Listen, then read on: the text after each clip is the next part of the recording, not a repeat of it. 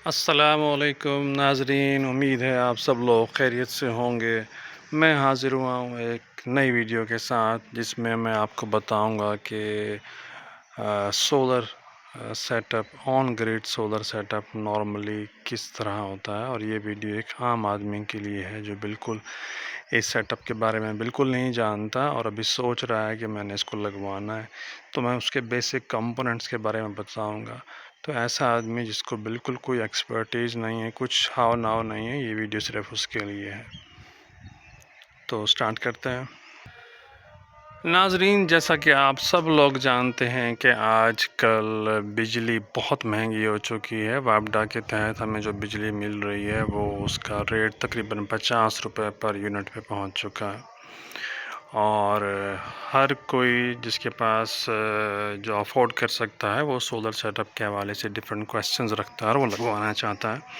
तो बेसिकली ये एक ऑन ग्रिड सेटअप है जो मैंने जनवरी में लगवाया था और अब तक बहुत कामयाबी से चल रहा है। ठीक है, जब आप सोलर सेटअप के बारे में सोचते हैं तो सबसे पहली बात जो आप जानना चाहते हैं कि कितना बड़ा सेटअप लगवाया जाए और ऑन ग्रिड सेटअप लगवाया जाए या हाइब्रिड सेटअप लगवाया जाए। तो नॉर्मली पीपल आस्क के भाई इन दोनों में फ़र्क क्या है। और हाइब्रिड में ये होता है कि आपके पास बैटरीज भी होती हैं और आप जब आपकी लोड शेडिंग वापडा की तरफ से हो रही है तो आपका सिस्टम चलता रहता है, आपका सिस्टम बिजली भी पैदा करता रहता है और घर को भी बिजली प्रोवाइड करता रहता है। जबकि ऑन ग्रिड सिस्टम में ऐसा नहीं होता।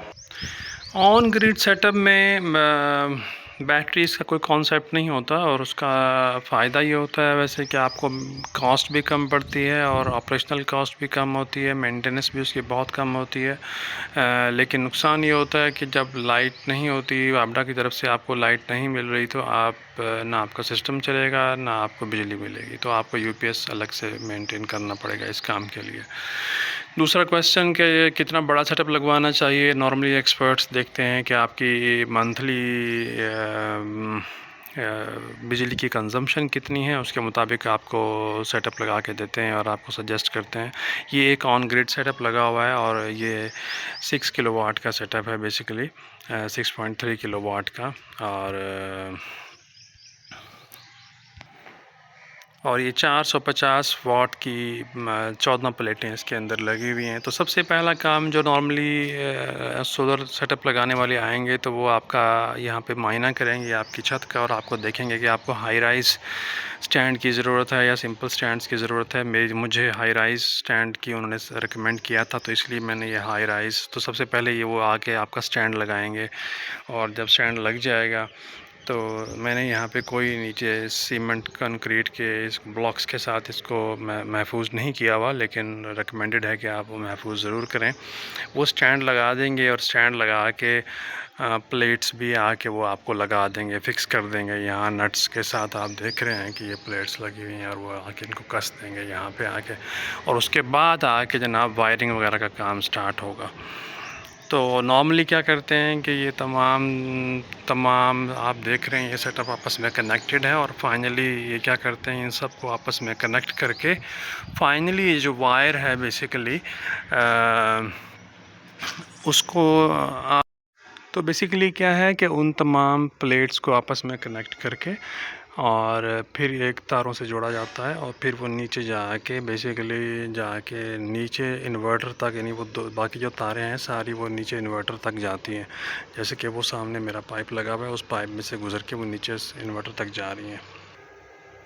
तो ये है नाजरीन हमारा इन्वर्टर का सेटअप। और ये यहाँ से जो तार्स हैं, जो ऊपर से तारें आ रही थी, जो वायर्स आ रही थी ऊपर से, वो बेसिकली हमने ऊपर से नीचे ले आके यहाँ पे आके देखें आपको यहाँ से तारें जा रही हैं, किसके अंदर, इन्वर्टर के अंदर भी जा रही हैं। ये एक ऑन ग्रिड इन्वर्टर है, ठीक है। और यहाँ से भी तार जा रही है और इसी तरह ये सेटअप ये डीबी के अंदर भी जा रहा है, जो बेसिकली जिसके तो इस डीबी से फिर अगर आप ये देखें ये सामने डक्ट जा रही है और ये डक्ट आके यहाँ ख़त्म हो रही है और ये यहाँ से हमने ना ड्रिल करके उस तरफ से हमारी जो मेन डीबी है जहाँ पे तार आ रही है मीटर की जानिब से, उसके साथ कनेक्ट किया हुआ है। तो अगर आप देखें पूरी वीडियो के अंदर तो दो मेन कंपोनेंट्स थे। अ, एक ऊपर की तरफ जो था सोलर पैनल्स का सेटअप था, और दूसरा ये हमने नाइट्रॉक्स का बेसिकली इन्वेरेक्स का नाइट्रॉक्स इन्वर्टर लगाया हुआ है। और ये डोंगल है जो बेसिकली इस इन्वर्टर को वाईफाई के साथ कनेक्ट करती है, और उसके ज़रिए ये क्लाउड के ऊपर डेटा फेंकती है, और फिर आप मोबाइल के ज़रिए, मोबाइल ऐप के ज़रिए देखते हैं कि आज कितना आपके पास बिजली जनरेट हो रही है। तो